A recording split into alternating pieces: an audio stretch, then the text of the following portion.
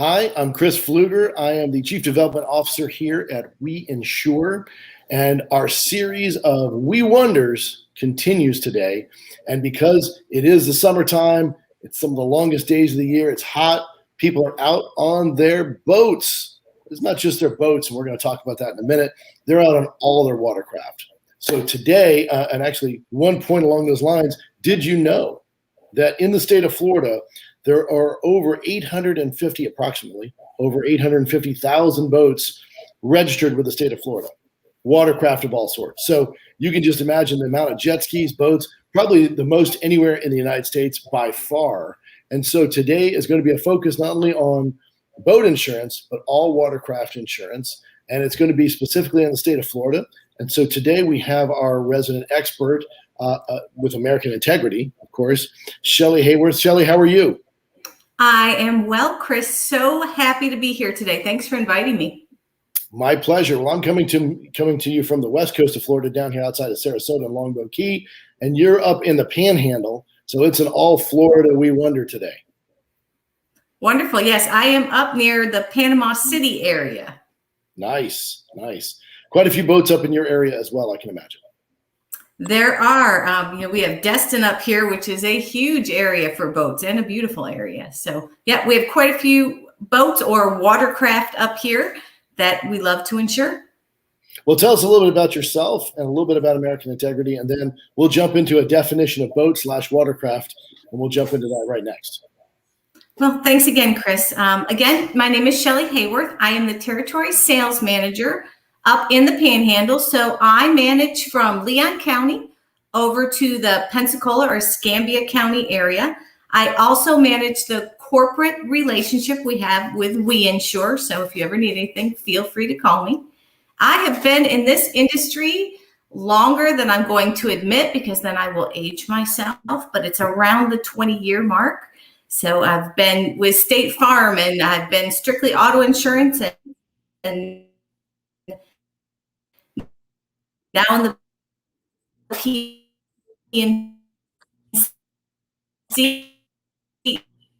industry with American Integrity, which I'm just so proud of this company in general.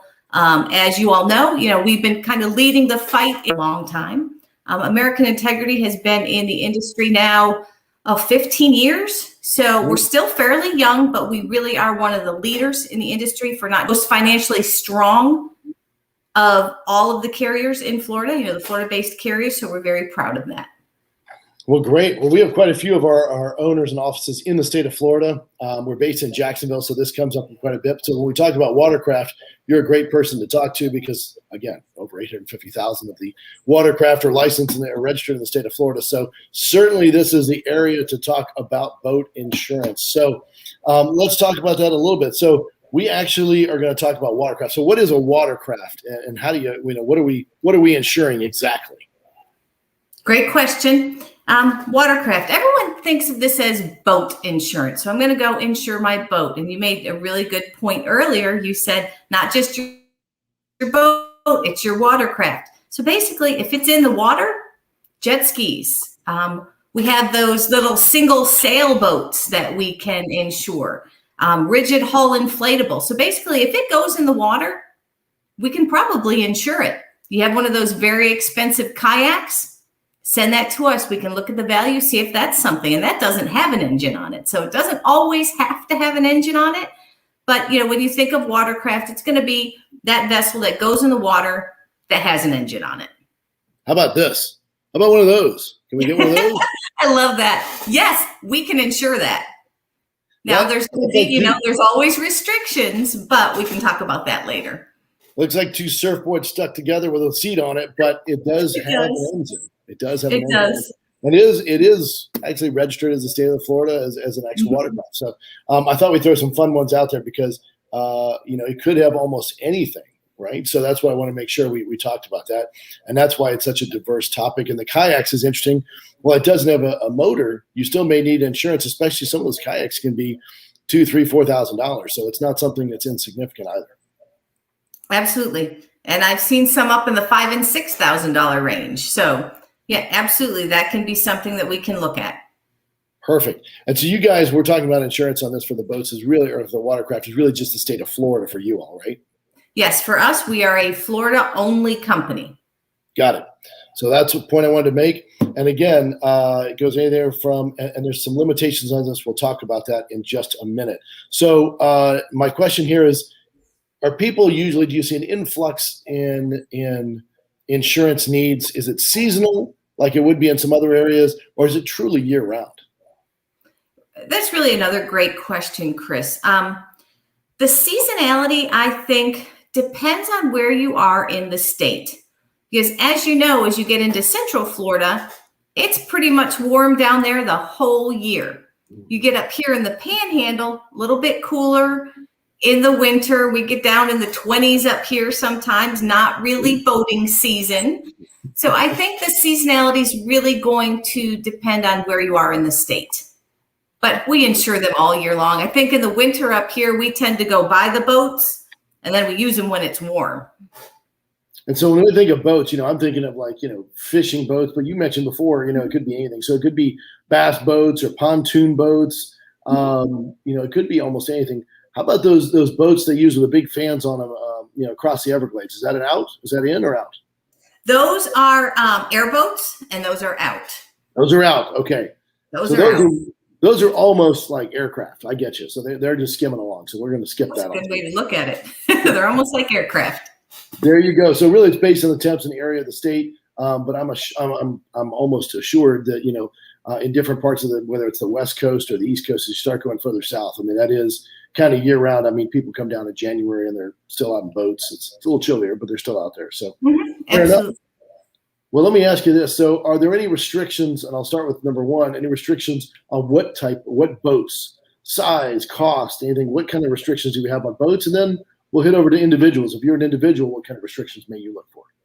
So we do have some restrictions on your binding authority. So when you are looking at the American Integrity Watercraft Policy, we are going to look at boats that are 30 feet in length or less.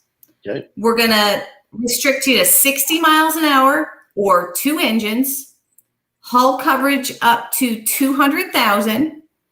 We like to stay no older than about 25 years of age. We will write all over the state of Florida except for Miami-Dade, Broward, and Monroe County. So we're open everywhere else. Now, for the other restrictions that aren't county-wide restrictions or county restrictions, there's always exceptions to the rule. And you can call underwriting if you have a 32-foot boat or a $250,000 boat, and we will look at the risk itself. And we make exceptions. We don't make a lot of exceptions, but we really have some common sense underwriters, and they'll really look at the risk rather than looking at the guideline.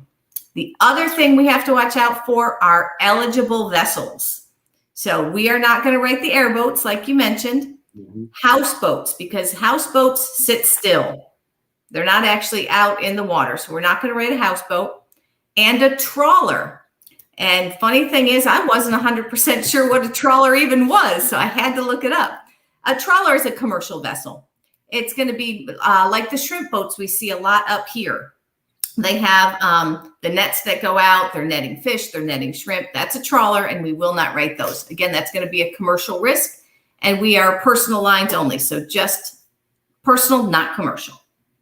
Which makes sense because some of those trawlers are going to be well beyond 30 feet. Absolutely. That does make sense. And one thing you and I talked about earlier as far as the vessel themselves is you do have Bahamas coverage, which is always a great question. It doesn't come up every day. And you can imagine people going, what's Bahamas coverage? So tell us a little bit about that.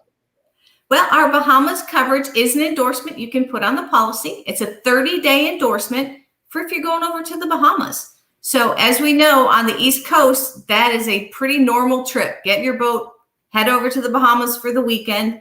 You can actually endorse on Bahamas coverage. Now, you have to have a permanently installed navigation system in the boat to be eligible for that Bahamas coverage. But as long as you have that, you can go ahead, endorse it, have your, the agent, you as the agent, you're going to endorse it on for your insured, and off they go to the Bahamas. How much fun is that, where we have to have Bahamas coverage because people go so frequently just to hang out in the Bahamas for the weekend. I know, so much fun. I want to be that person. That's fantastic. So what about the individual? Now you said, we have some restrictions, what kind of boats, what kind of dollar amounts at the $200,000 or less, 60 miles an hour, 2 engines, those type of things. What about the individual? Are there loss history concerns, anything like that you should be looking for? There are going to be some loss history concerns. So we are going to basically pull an MVR. We're going to look at their losses. We want to make sure that they don't have any major losses over $10,000. If they've had any fire losses on a boat, they're not going to be acceptable. So there are going to be some restrictions on the individual when it comes to losses. So again, the real big one I think that we're looking most for is theft or fire on a boat. So if they've had theft or fire, that's probably a risk we are not going to take. Got it. So if you have some sort of extensive loss history, it's something you should be looking at very carefully, and it's something that may not be American Integrity's bandwidth, or it might be not in your wheelhouse. Got it. Definitely not in our wheelhouse. Got it. So if you're looking for a certain type of boats, you're looking for a certain type of insurance, that's all great. And we had a stumper question we thought of the other day, and I was thinking to myself, what happens? Because a lot of times if your boat's 30 foot or smaller, you don't necessarily live on the water, right? You may be hauling that boat. So you're putting it in a marina or putting it in at a docking point and a slip, and then you're pulling it out on your trailer and you're driving it down the street of the truck. What happens, Shelley? You get into an accident and your boat is hit on a trailer that you're being pulled on just on a regular street. So when it comes to that, and it's not always intuitive to think of how this is, how is this going to be covered from an insurance perspective? So think of it this way. If you're on the road, it's your auto insurance. If you're in the water, it's your watercraft insurance. That is fair enough. The other one I thought of the other day, which we didn't talk about, was I've got my jet skis on a lift, and then a hurricane comes along. Not really a hurricane, a tropical storm that has 60-mile-an-hour winds and blows them away. They're not in the water, are they? They're not in the water, and that's a really good question. And it's kind of a subjective question a little bit here, but basically, if you know that hurricane's coming, we need you to do everything you can to secure those watercraft out of the water. All right. And that's something that, you should be telling all of your insureds. If you know that hurricane's coming, and we have plenty of knowledge of that, get that watercraft up and out of the water. Get it moved.